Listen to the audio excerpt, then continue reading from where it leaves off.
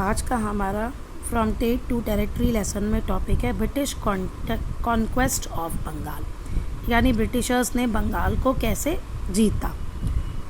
English East India company was merely a trading body in the early 17th century. Early 17th century में English East India company सिर्फ एक trading body थी, व्यापार करने वाली।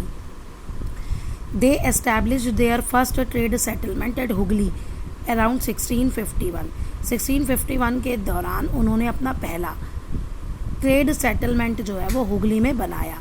The company traders, यानी जो उन्होंने अपना सारा किला बनाया था, गोडाउन बनाया था, उनको हम फैक्ट्रीज़ कहते थे। कंपनी ट्रेडर्स, जिनको फैक्टर्स कहते थे, वो यहाँ से काम करते थे। The factory consisted of warehouses and offices. Warehouses होता है गोडाउन, जहाँ वो अपना सामान रखते थे। तो फैक्ट्री में उनका एक गोडाउन होता था और ऑफिस होता था, as well as residential quarters. और वहाँ पे जो भी ऑफिसर्स थे ना, उनके जो काम करने वाले ऑफिसर्स होते थे, उनके रहने के लिए quarters. The company trade flourished, वो बहुत बढ़ने लगा। एंड दे वॉल्यूटेड ट्रेड रूल्स, अब वो ट्रेड रूल्स का उल्लंघन करने लगे ईस्ट इंडिया कंपनी वाले। Aurangzeb declared a war and defeated them. अब जब वो ट्रेड वॉर्स को फॉलो नहीं कर रहे थे, औरंगजेब ने उनके खिलाफ वॉर किया और उन अंग्रेज़ों को, उनको ईस्ट इंडिया कंपनी वालों को हरा दिया। लेटर द कंपनी परसुएडेड, लेकिन बाद में कंपनी ने औरंगजेब को जोर दिया to grant them the right to carry duty free trade, यानी कि कोई भी ड्यूटी नहीं लगनी चाहिए व्यापार पे, जैसे अब भी लगती है एक्सपोर्ट ड्यूटी, इम्पोर्ट ड्यूटी होती है ना, ट्रेड बैरियर, तो वैसे तब भी लगती थी। अब उन्होंने कहा कि भाई औरंगजेब को कि तुम ये ट्रेड ड्यूटी हटा दो in return for the annual payment, उसके बजाय वो आपको साल में कुछ पे कर देंगे, तो आप वो हटा दो, ड्यूटी फ्री ट्रेड कर दो। आफ्टर औरंगजेब डेथ, औरंगजेब की डेथ के बाद द मुगल एम्परर जो थे बिकेम वीक, वो कमज़ोर हो गए। And the company intensified its operation in Bengal, और कंपनी ने अपना ऑपरेशन बंगाल में बहुत ज़्यादा बढ़ा दिया, मतलब जो भी वो इम्पोर्ट एक्सपोर्ट करना चाहती थी वो सारा। इन 1717 में they got the right to import and export goods without paying the custom duty from Mughal emperor Farrukhsiyar. अब वो कह रहे हैं 1730 में उन्हें राइट मिल गया ईस्ट इंडिया कंपनी वालों को कि वो सामान खरीद भी सकते हैं और बेच भी सकते हैं, इम्पोर्ट एंड एक्सपोर्ट गुड्स सामान। कोई भी कस्टम ड्यूटी राजा को पे नहीं करनी उन्हें। However the company employees miss use this right, जबकि कंपनीज के एम्प्लॉय ने इस राइट का मिस यूज़ किया। और कैरिड इलीगल प्राइवेट ट्रेड, यानी जो ट्रेड अलाउ नहीं था वो भी वो करने लगे। For which they did not pay trade duties, जिनके लिए वो ट्रेड ड्यूटी नहीं देते थे। This resulted in enormous loss of revenue for Bengal, इससे बंगाल के रेवेन्यू में बहुत ज़्यादा घाटा हुआ।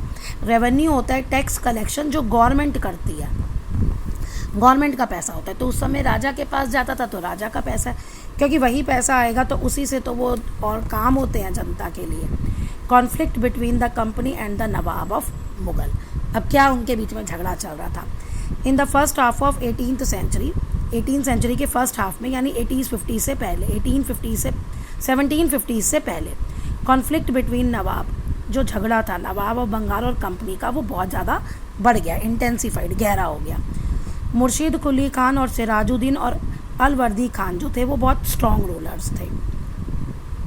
इन order to keep a check on activities of the officials of the company के ऑफिसर्स पे नज़र रखने के लिए, उसके एम्प्लॉयज़ पे वो रखते थे नज़र, चेक ऑन एक्टिविटीज़। नवाब ने कुछ कंडीशंस लगा दी, मीन्स उनके लिए कुछ रूल बना दिए। कंपनी हैड टू ओबे और lose its right to trade in Bengal, तो कंपनी उन रूल्स को ओबे करेगी, नहीं तो उनसे ये व्यापार का अधिकार छीन लिया जाएगा। क्या कंडीशंस थी वो? Officials of the company who were engage in private trade shall pay custom duty, जो ऑफिशियल्स हैं कंपनी के जो प्राइवेट ट्रेड कर रहे हैं उनको कस्टम ड्यूटी देनी पड़ेगी। और the privilege duty free trade will be withdrawn all together, और अगर वो ऐसा नहीं करेंगे तो जिन आइटम्स के लिए उनको ड्यूटी फ्री ट्रेड दिया गया ना, वो भी वापस ले लिया जाएगा। Company shall not extend the fortification of it settlements, जहाँ भी उनकी फैक्ट्रीज़ हैं वहाँ पे वो किले नहीं बनाएंगी, फोर्टिफिकेशन नहीं करेंगी, यानी उनकी चार दीवारी को प्रोटेक्ट नहीं करेंगी। Nawab forbid the company from minting coins, coin बनाने से भी नवाब ने कंपनी को मना कर दिया। द कंपनी शैल पे a larger amount of tribute for the trade concessions, अगर आपको ट्रेड कंसेशंस चाहिए तो आपको बहुत ज़्यादा अमाउंट पे करना पड़ेगा, ट्रिब्यूट। जैसे उन्होंने कहा था ना, औरंगज़ेब का हुआ था कि आप भाई साल की फ़ीस ले लेना, आप ड्यूटी मत लगाओ, तो ऐसे ही कुछ। अब उन्होंने वो चार्जेस बढ़ा दिए इन नवाब्स ने। After the military success against the French को ये लोग हरा चुके थे, ईस्ट इंडिया कंपनी, यूरोप में भी और इंडिया में भी, तो company was feeling even more confident, तो ईस्ट इंडिया कंपनी बहुत ज़्यादा कॉन्फिडेंट फील कर रही थी। It feels at the unjust demand of the nawab, यानी ऊपर जो नवाब ने डिमांड रखी है कि अनजस्ट है, और officials well ruining the companies trade. अब उसको लगा कि कंपनी को लगा कि एक तो नवाब की जो डिमांड्स है वो ठीक नहीं है, और उसके ऑफिशियल्स जो है वो कंपनी के व्यापार को ख़राब कर रहे हैं, ruining. They were of the opinion, अब वो इस ओपिनियन के थे कि in order to expand trade, East India Company के मालिक के अगर हमें ट्रेड को बढ़ाना है तो they need to enlarge and fortify these settlements, तो अपने इन सेटलमेंट्स को उन्हें बढ़ाना पड़ेगा और इनको फोर्टिफाई करना पड़ेगा, सिक्योर करना पड़ेगा। द सिचुएशन वर्सन्स, सिचुएशंस और ख़राब हो गई 1756 में, जब सिराजुद्दीन दौला जो थे वो नवाब बने बंगाल के। He was furious at the company's interference in the affair of Bengal, Bengal के मामले में जो कंपनी दखल दे रही थी उससे उनको गुस्सा आ गया। Expansion of fortification in spite of his order and failure to pay up the revenue dues, company ने और क्या किया, एक तो राजा ने फोर्टिफिकेशन के लिए मना किया था, वो उन्होंने किया, और उन्होंने राजा को रेवेन्यू जो पैसा देना था टैक्स का वो भी नहीं दिया।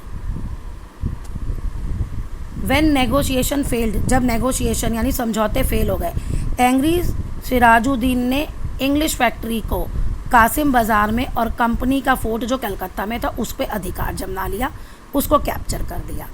जल्दी ही soon Robert Clive took over the charge, अब रॉबर्ट क्लाइव जो थे वो कंपनी के अफेयर मतलब कंपनी के मामलों के वो चार्ज बन गए, मेन हेड बन गए बंगाल में, और री एस्टेब्लिश्ड कंपनीज प्रीवियस पोजीशन, जैसे कंपनी पहले चलती थी वो पोजीशन उन्हें हासिल की।